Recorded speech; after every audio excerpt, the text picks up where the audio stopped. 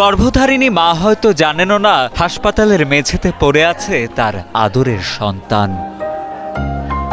এভাবেই বিগত ২৩ দিন যাবৎ জামালপুর জেনারেল হাসপাতালের মেঝেতে শুয়ে কাতরাচ্ছে নাম পরিচয়হীন এই শিশুটি। কথা বলতে না পারায় পাওয়া যাচ্ছে না শিশুটির বাড়ির ঠিকানা বা স্বজনদের কোনো তথ্য। চিকিৎসকদের পরীক্ষা নিরীক্ষায় মস্তিষ্কে ধরা পড়েছে রক্তক্ষরণ, প্রয়োজন উন্নত চিকিৎসা। মানবিক দিক বিবেচনায় বর্তমানে শিশুটির দেখভাল করছেন হাসপাতালের চিকিৎসক, নার্স ও অন্যান্য রোগীর স্বজনেরা। যখন আইছে আনের কি কম পুরা শরীর হ্যার খালি জহম আর জহম।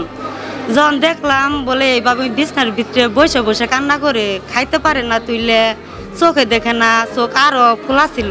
হাসপাতাল কর্তৃপক্ষের দেয়া তথ্যের ভিত্তিতে জানা যায়, গেল বছরের ৩১ ডিসেম্বর রেল লাইনের পাশ থেকে অজ্ঞাত পরিচয়ের শিশুটিকে গুরুতর আহত অবস্থায় উদ্ধার করে জামালপুর জেনারেল হাসপাতালে ভর্তি করান বেলাল নামের জনৈক এক ব্যক্তি। শিশুটির মাথাসহ সারা শরীরে ক্ষত থাকায় তৎক্ষণাৎ প্রাথমিক চিকিৎসা শেষে তাকে হাসপাতালে ভর্তি করান দায়িত্বরত চিকিৎসকেরা। আহত সেই শিশুটি কথা বলতে না পারায় জানা যায়নি তার নাম পরিচয়। তাই নিজেদের উদ্যোগেই বিভিন্ন চিকিৎসা সেবা দেওয়ার পাশাপাশি বিনামূল্যে শিশুটির সিটি স্ক্যান করায় হাসপাতাল কর্তৃপক্ষ। সিটি স্ক্যানে শিশুটির মস্তিষ্কে রক্তক্ষরণ ধরা পড়লে উন্নত চিকিৎসার জন্য ঢাকায় স্থানান্তরের প্রয়োজনীয়তা দেখা দেয়। কিন্তু অজ্ঞাত রোগী হওয়ায় চিকিৎসকরা তাকে অন্যত্র স্থানান্তর করতে না পেরে নিজেরাই চিকিৎসা সেবা দেওয়ার উদ্যোগ নেন। পরবর্তীতে চিকিৎসক, নার্স এবং হাসপাতালে ভর্তি অন্যান্য রোগীর স্বজনদের যত্ন আর ভালোবাসায় কিছুটা সুস্থ হয়ে ওঠে অজ্ঞাত পরিচয়ের শিশুটি। অজ্ঞাত এই বাচ্চাটাকে বেলাল নামের একটা লোক এইখানে রেখে যায়।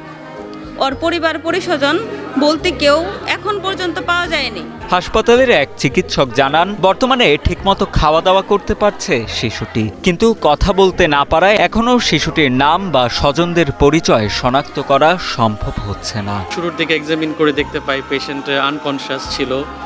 সে তার আমরা যেটা বলি গ্লাসগো কমা স্কেল খুবই কম ছিল। এটা পেশেন্ট কোনো ধরনের কোনো কথা বলতে পারতো না। সেই অবস্থায় আমরা তাকে প্রাথমিক চিকিৎসা দেই। আমরা তাকে হাসপাতাল কর্তৃপক্ষ থেকেই তাকে স্যালাইন, বিভিন্ন ধরনের ইনজেকশন এগুলো দেওয়া হয়।